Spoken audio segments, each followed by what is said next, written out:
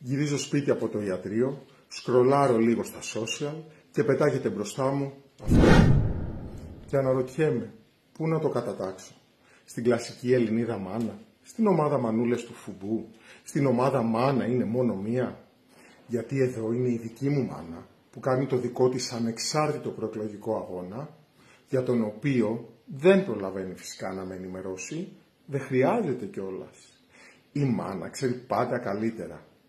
Οπότε αν παρελπίδα δεν είχε σκοπό να ψηφίσει στο Δήμο Νίκαιας Ρέντι Μιχάλη Αρβανίτη και Κώστα Μαραγκάκη, σκέψου το λίγο καλύτερα, γιατί θα τη στείλω κατά εκεί.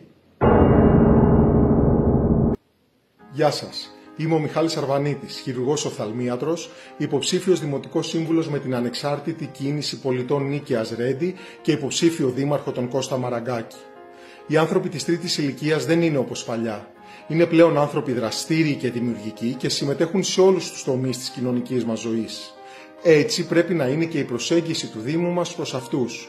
Χρειάζεται αναβάθμιση των αντίστοιχων υποδομών, ενίσχυση των δραστηριοτήτων δημιουργίας και αναψυχής, χρειάζονται περισσότερες ευκαιρίες κοινωνικοποίησης και συντροφιάς, χρειάζεται ένα πλέγμα κινητοποίησής τους μέσω του εθελοντισμού και τέλος χρειάζεται δημιουργία στοχευμένων προγραμμάτων πρόληψης ασθενειών και πρόσβαση σε θεραπείες και φάρμακα. Στους δημότες της τρίτης ηλικίας οφείλουμε μια καλύτερη ποιότητα ζωής και περισσότερες ευκαιρίες για ζωή.